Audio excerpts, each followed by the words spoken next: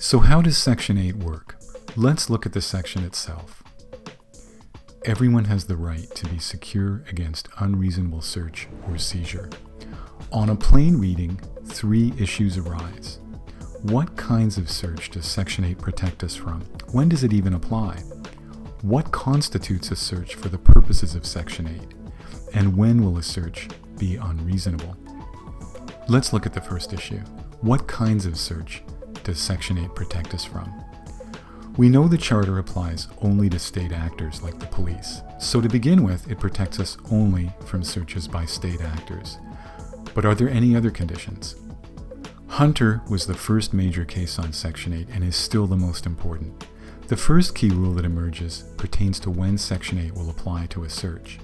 In Hunter, Chief Justice Dixon held that the purpose of Section 8 is to protect a person's reasonable expectation of privacy in the thing or the place searched. What do we mean by reasonable expectation of privacy? My favorite example of something over which you have an REP is your secret journal. The very opposite of this would be something like a sign on your front lawn. Because it's there for anyone to see, you have no expectation of privacy in it. And even if you do, it's not a reasonable expectation.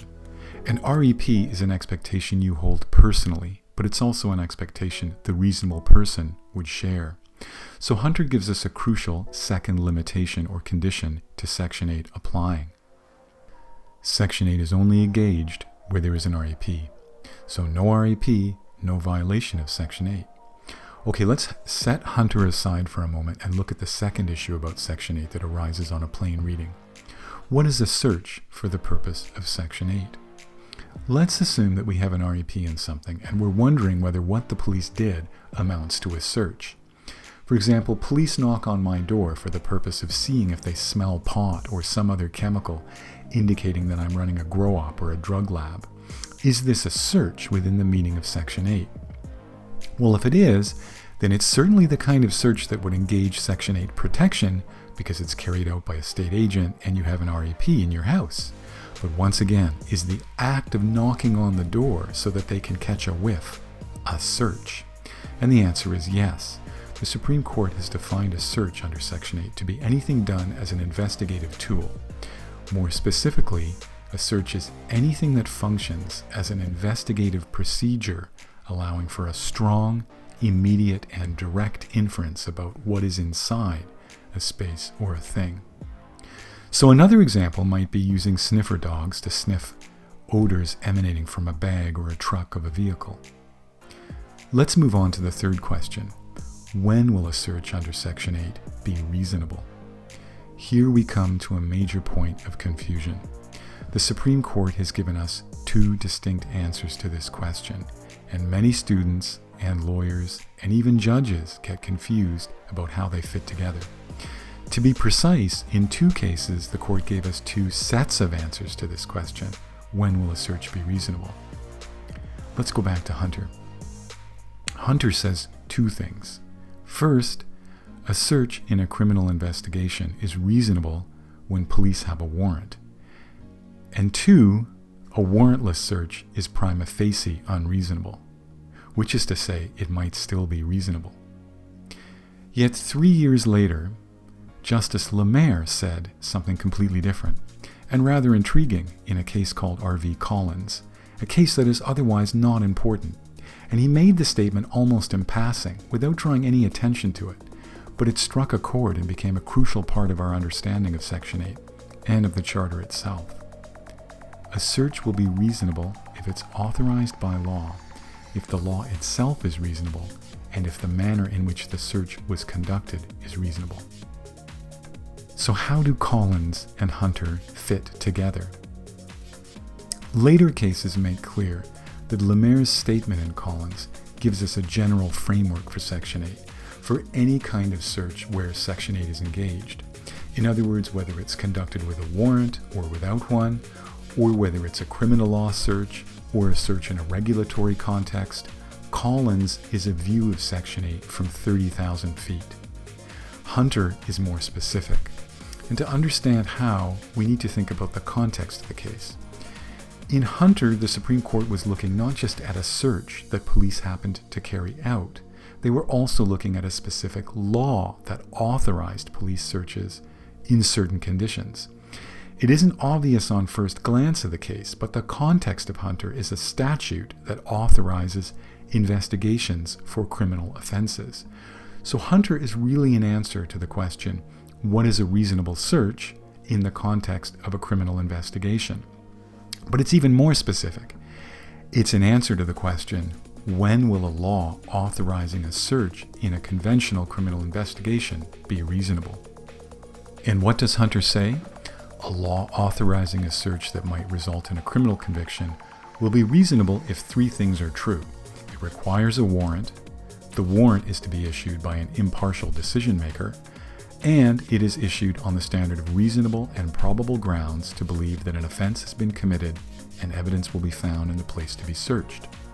So a new law passed tomorrow that authorizes searches in criminal cases would have to meet those three standards in Hunter to constitute a reasonable search law. Clear on that?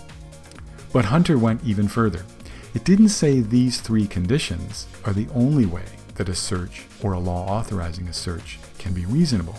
It said that if a search or a search law didn't conform to these three requirements, it would be presumptively unreasonable. Recall that Hunter said a warrantless search is prima facie unreasonable. Justice Dixon said prima facie unreasonable to indicate that a search without a warrant in a criminal case might still be reasonable, or a law that allows for this might also be reasonable. But how? Here we come to the crux of the issue.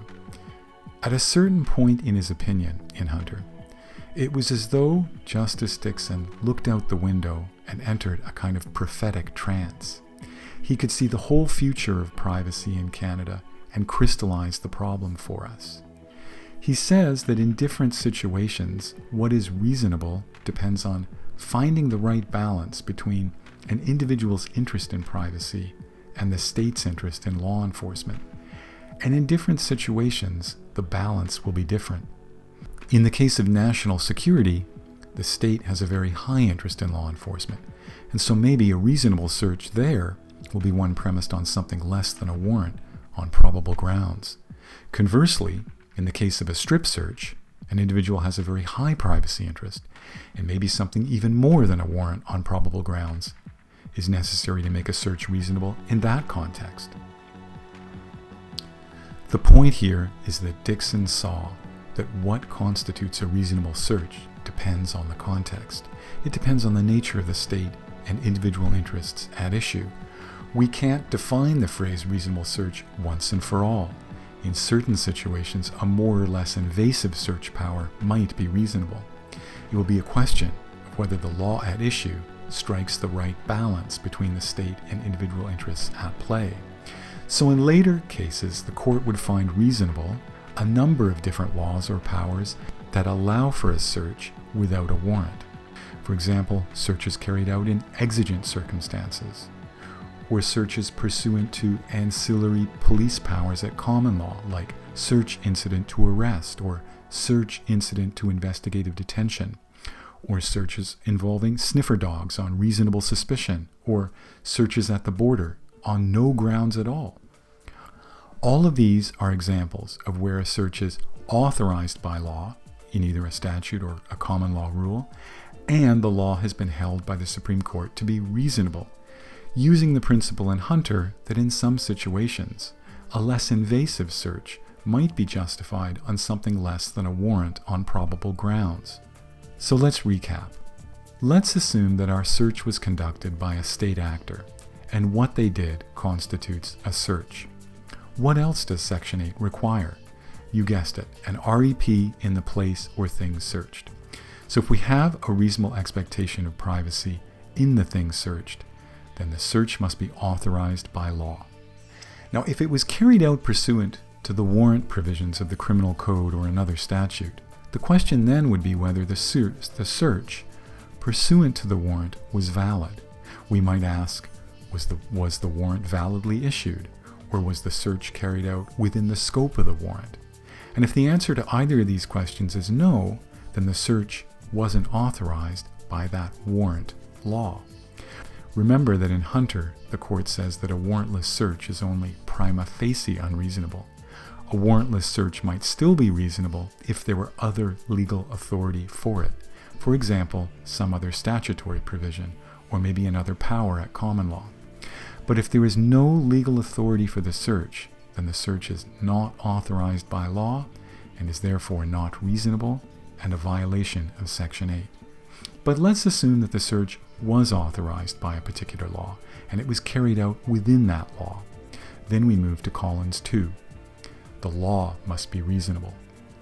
There will likely be a Supreme Court of Canada or appellate decision on whether the law at issue is reasonable.